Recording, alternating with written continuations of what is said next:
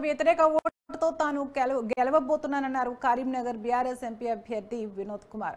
రేవంత్ రెడ్డి ఇచ్చిన హామీలు నెరవేర్చలేక ప్రజల నమ్మకం కోల్పోయారన్నారు. ఇప్పుడు ముక్కోటి దేవతలపై ఓట్లు పెడుతున్నారన్నారు. అభివృద్ధి కావాలో విధ్వంసం కావాలో ప్రజలు తెచ్చుకోవాలన్నారు.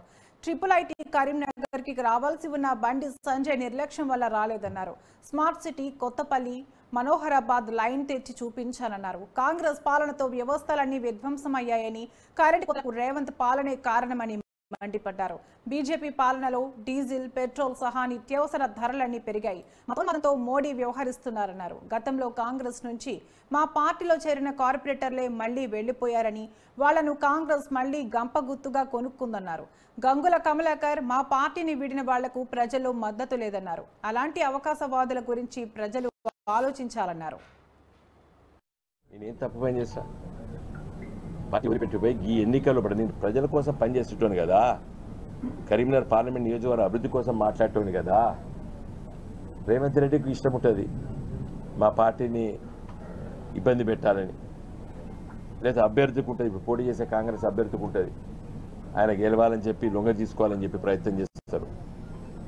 మరి ఈరోజు మరి కార్పొరేటర్లు పోయినందుకు మా కార్యకర్తలు నాకు బలాన్ని ఇచ్చారు.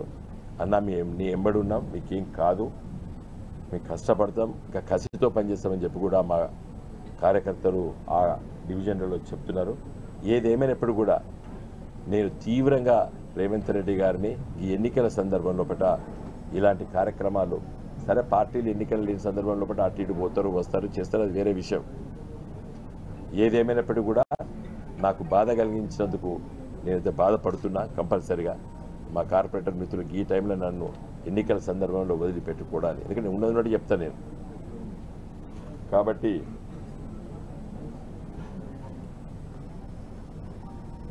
ఒకటే, ప్రజల్ని నమ్ముకుంటా.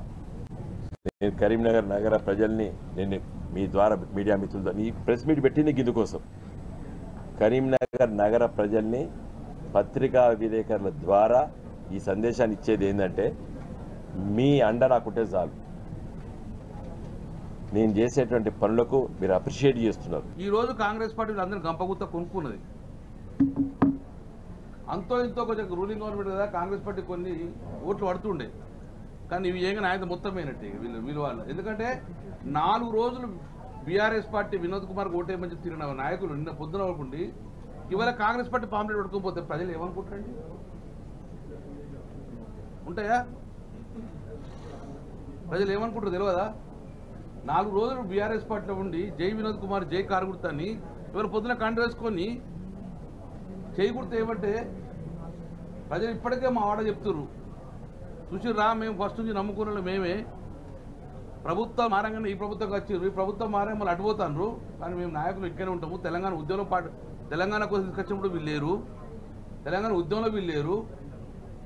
కాబట్టి మీరు దాని గురించి మర్చిపోండి. డెఫినెట్గా మేము ఇప్పుడు వాళ్ళ వాడల మీకు 2023లో ఎందుకు మెజార్టీ తగ్గింది, ఇప్పుడు ఎంత మీకు బ్రహ్మాండంగా టీఆర్ఎస్ పార్టీకి ఓటు పడతాయి. ఇప్పుడు సేమ్ మీకు 2023లో 18, 14 ఏమైతే కాంగ్రెస్ పార్టీకి ఇచ్చారో ఇప్పుడు మళ్ళీ కాంగ్రెస్ పార్టీ అదే ఓట్లు వస్తాయి. కాబట్టి ప్రజలారా ఆలోచించుకోండి.